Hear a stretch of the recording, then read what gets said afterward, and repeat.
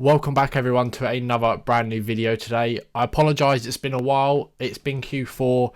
We are now in February and January has been very busy as well. But this is going to be a very realistic and open video showing you my month of December and how I did $52,000 in profit on a single website. With business, there are ups, there are downs. $52,000 in profit sounds great.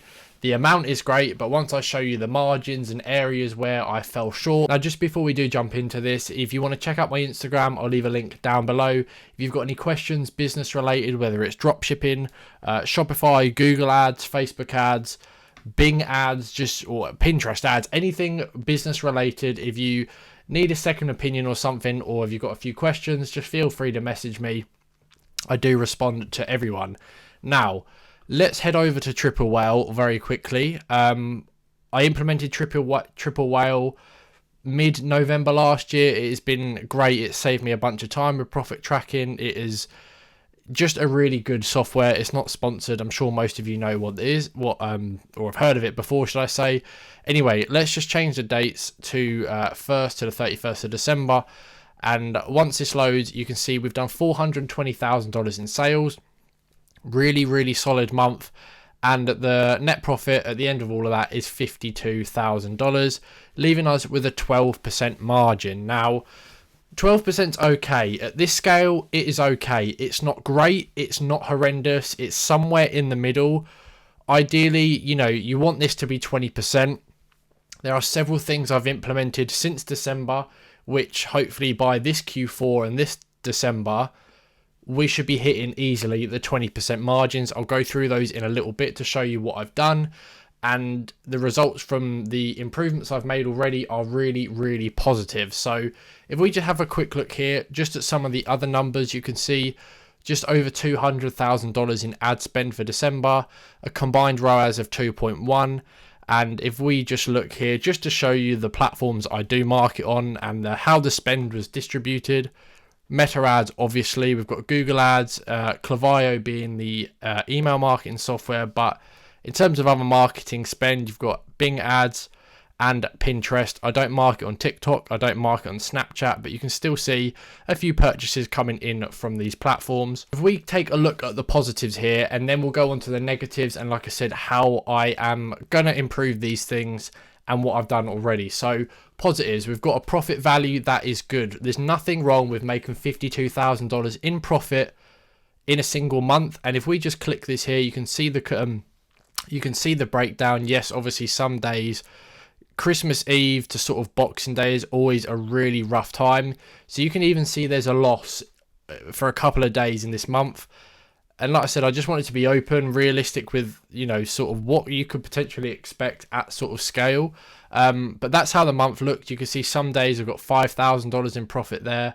But if we go to the breakdown here and look at the exact sort of where the money has gone, if you like, obviously 202K of that has gone on ad spend. But if we click costs here, we've got $140,000 costs of goods. Payment gateways, almost $20,000, which is just ridiculous. I'm on the Shopify Plus plan, and that's with the cheapest credit card rates. It's just insane. And custom expenses, almost $7,000. That's things like the Shopify Plus plan, the Klaviyo plan, my staff's salary and wages. That's what this is. Everything else within the business that's a fixed expense goes into that column there, if you like. So positives, a really solid amount. $52,000 is great. New customer acquisition cost, again, very good. If we just scroll down here, you can see my business's AOV is $129 in December. Very solid AOV. This will be higher now, as of now, and I'll explain that in a minute. So a new customer acquisition cost of $65 when the first order values average is $129 is very good. And that doesn't account for things like customers who purchase upsells after the checkout, customers that come back through email flows and things like that. So I'm very pleased with this $65 new customer acquisition cost. Very good. And another positive is going to be the Google ROAS. You can see 2.7 Triple Whale tracked ROAS, and we've got a 2.8 within the app itself. very, very solid. Break even on this business is like 1.4, 1.42-ish. And that leads us on to some of the negatives, being the Meta ROAS. Like I said, break even around 1.4 for this business. Thankfully, this business doesn't rely on that first order to make profit. Yes, I am profitable on that first order as an average because other things like my Google ROAS is so high. But Meta is just bringing in a ton of traffic, a ton of new customers, hence the massive ad spend. Because my customers come back and purchase through upsells, like I said, a customer might purchase today, but in 6 months time, I'll send out an email campaign and they purchase another product. On that second or third purchase, you're not having to pay the $65 average cost for advertising to get that customer to order again. One-time cost, get that customer in your system, get them in the business, and that's essentially what this value is. So that's a very good point to focus on. Start to develop the lifetime value of your customers, make the most of email marketing, your organic posts on your social accounts to bring people back. All these little things add up and eventually have a bigger effect on your business than you probably would have thought. Okay, so we've covered the Meta ROAS as the negative. We've got the overall ROAS and the percentage margin as, personally, it is a negative. It's not amazing, like I said at the start of the video. The overall profit margin, 12%. For retail, like I said, it's okay. It's actually fairly good for retail, but we want this to be closer, if not 20%. And the overall blended ROAS, so this takes the ROAS of all the advertising platforms and averages them out. 2.1, yes, it's profitable, but even if you have a slight increase here to 2.35, for example, at this scale, it makes such a difference. So being able to identify these negative things, you don't need triple whale to do this, by the way. Just take a look at your numbers. You'll be able to identify areas where you're lacking, but being able to realize this allows you to take action to resolve issues perhaps that you have, to focus on areas that clearly need attention. So my focus would be, for example, here on Meta ads, to get that ROAS up to improve the overall ROAS, which then leads into the overall percentage profit margin, and obviously will lead to me making more profit. And the final negative, again, in December, you can see $20,000 in revenue from Klaviyo, which is obviously email marketing. I wanted this to be more. I regret not sending as many email campaigns as I did. 2023, I sent so many out and it was ridiculous, but 2024, I definitely slacked. So you live and learn. Next year will be completely different. Okay, now here's a few things that I'll do differently and that I have already done. So my main product line / best-selling collection of products was heavily discounted in November, December. Obviously, Black Friday, people expect things to be discounted, so I thought I would try it this year to potentially increase volume, which if you significantly increase volume at scale, that will help your profit margins despite a reduced price. But I reduced some of my variants by up to $70. For example, I had a $300 product before that was selling for $220 for these 2 months.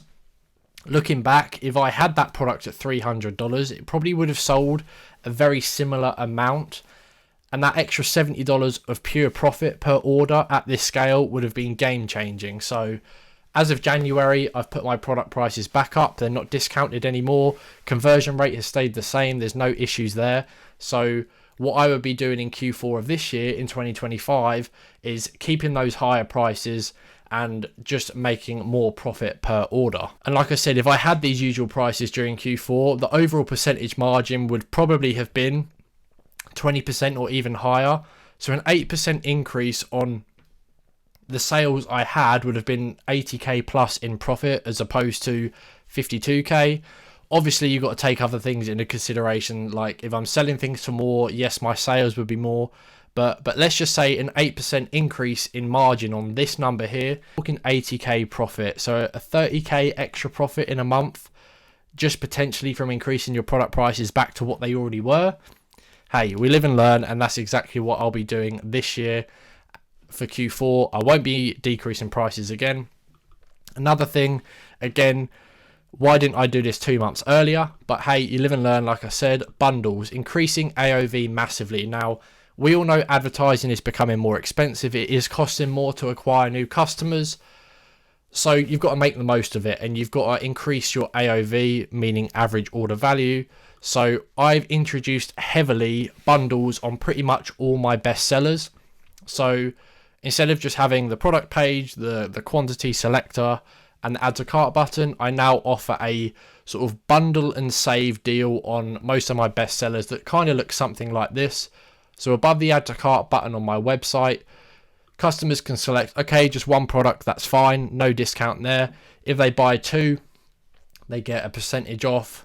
4 items, they get another percentage off. This obviously depends on the product. So some of my products only have a buy 1 or buy 2, but some products have a buy 4, a buy 8, and I'm also testing free gifts on some of the products, which seems to be doing pretty well. So let's take a lower ticket product, for example. I will have buy 4 items, get 15% off, and then another gift as well, or a free gift, or something along those lines. And I've noticed a dramatic difference in average order value since doing this, and I am going to show you here some stats. And the numbers you're looking at here are from a bundles app on Shopify since I activated it about 6 weeks ago. Probably 5 weeks ago actually, so literally the first week of January. The visitors column is showing how many people have seen the bundle. Conversion rate column is obviously the conversion rate of that product. The bundles percentage here is going to be the percentage of buyers who bought a bundle instead of the single item. And this number blows my mind, especially this column here. 53% of people bought into the bundle, so 2 or more items. Over half. That is just ridiculous. The AOV £75, added revenue £12,000 just because I've added a bundle to a single product page. And even these numbers here are incredibly good. 21%, 33% here, but 54% or 53%. Yeah, if you're not running bundles, this is your sign to do so. If you perhaps need help implementing them, drop me a message on Instagram, but I cannot recommend this enough. So by focusing on my meta ads, by focusing on bundles, by keeping my product prices at the more premium level, 2025 and especially Q4 of this year, we are definitely going to be seeing higher percentage profit margins than 12%. With business, you make mistakes, but it's important how you learn from these mistakes that makes a difference. Like I said, I could sit back, I could be happy with 12%, let the business run and do its thing, but I've identified that's an area that needs my attention, and already, like I said and have showed you, I've implemented things like bundles, maintaining good product pricing, consistently testing new creators on Meta to bring that ROAS up. By taking action and learning from your mistakes or shortfalls or anything that needs working on in your business, that is going to take your business to the next level. Don't be complacent. Always try new things to bring your profit up, because at the end of the day, profit is what you're left with your business. It's the most important metric. And I just thought this video would be a very good insight to a very busy month in one of my businesses. And yeah, if you've got any questions, drop a comment below, subscribe if you're new, message me on Instagram if you need any help. But other than that, thank you very much for watching, and I'll see you in the next video.